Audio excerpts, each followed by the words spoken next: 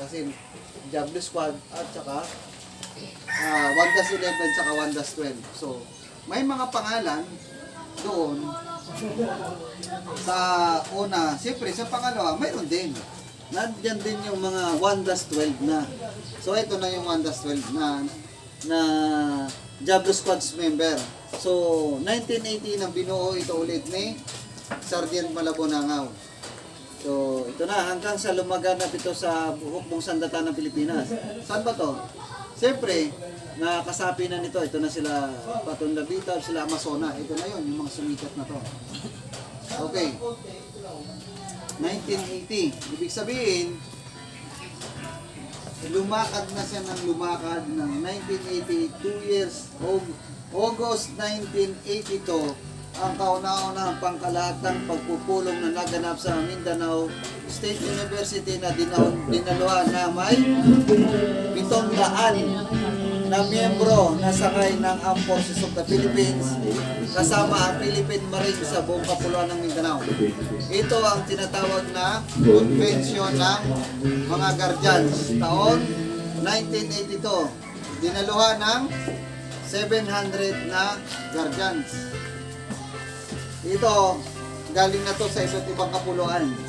At sa Mindanao State University, doon ginanap yung first convention ng mga Guardians 1982 sa Mindanao State University.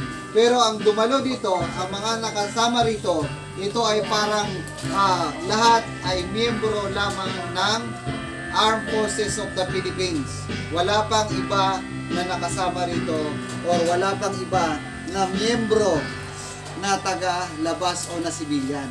Wala pa. Kasi ito pa ay ang Diablo Squad 1-12 na tinatawag na Dirty Russell. So, tandaan ninyo ha. Wala pa to. Hindi pa dito nangyayari na bakit may may 700 na sila o ang dami na nila sa buong kapuluan na ito. Lahat na dito, Armed Forces of the Philippines, Philippine Constabulary, Philippine Army, Philippine Air Force, Philippine Navy, Philippine Marines. Ibig sabihin, doon lang umiikot yung Guardian sa loob ng,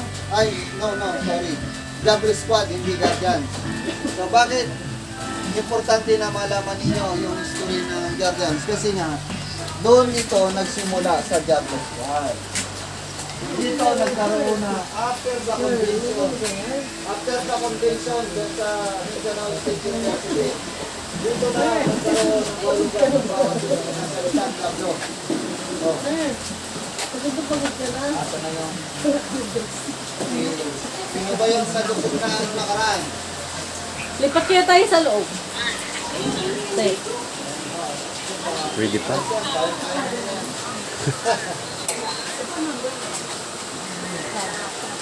Wala naman daw mababasa sa ulo ni Paro eh. Walang mababasa sa ulo.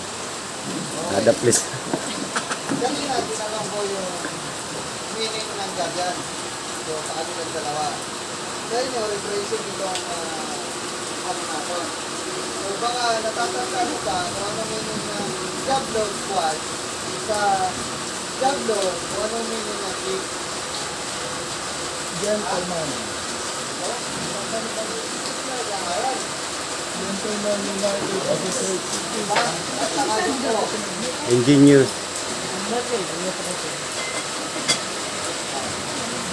Ingenious, Originator, Motion, Ano yun eh? Ano yun?